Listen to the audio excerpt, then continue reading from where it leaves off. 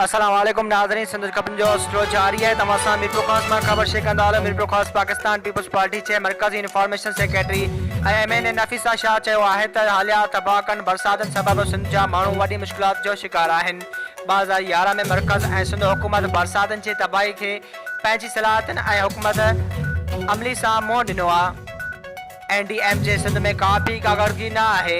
वज़ीर आज़म के कराची समेत सिंध लाइ पैकेज जो ऐलान करणु घुरिजे हा, जॾहिं त सिंध हुकूमत मीरपुर ख़ास खे आफ़त सटियल इलाइक़ो करार ॾिनो आहे। अहिड़ो इज़हार हिन जीलानी हाउस मीरपुर ख़ास में प्रेस कॉन्फ्रेंस खे ख़िताब कंदे कयो।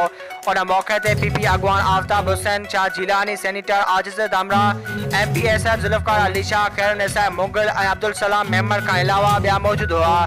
इन वधीक चयो त पाकिस्तान पीपल्स पार्टी के चेयरमैन बिलावल भुट्टो ज़रदारी जी हिदायत ते तमाम नुमाइंदा इन मुश्किल घड़ी में अवाम सां गॾु आहिनि। असीं चाहियूं था त वफ़ाक़ी ऐं सूबाई हुकूमत मिली करे मुतासिरनि जी मदद कनि। सिंध हुकूमत 800 अरब समेत वज़ीर आज़म कराची लाइ 1100 अरब जो पैकेज जो ऐलान कयो आहे, जेका हिकु सुठी ॻाल्हि आहे, लेकिन असांखे ख़दशो आहे त इन पैकेज जो हशर बि 1 करोड़ नौकरनि जहिड़ो न हुजे। उन चयो त हू उमरकोट में 8000 ऐं मीरपुर ख़ास में 5000 खेमा मुतासिर में विराया विया आहिनि, जंहिं त राशन पिणु विराए पियो वञे। हिन चयो त सिंध जा फ़सल बिल्कुलु तबाह थी चुका आहिनि।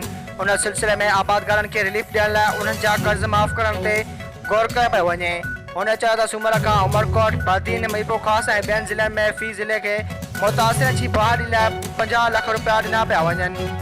उन मौक़े ते सेनेटर आजिज़ दामरा चयो त वफ़ाक़ी हुकूमत हिकु दानेबाज़ हुकूमत आहे ऐं कूड़ ॻाल्हाईंदड़ हुकूमत ॾांहुं अॼु बि उमरकोट, बदीन, मीरपुर ख़ास जा माण्हू वांझाए रहिया आहिनि, लेकिन वफ़ाक़ी हुकूमत सिर्फ़ फोटो सेशन लाइ ईंदी आहे। बनी गाला छे कूड़े हुकूमत पार्टी ख़बरनामो लॻे रही आहे, जेका सिंध सां इंसाफ़ न करे रही आहे।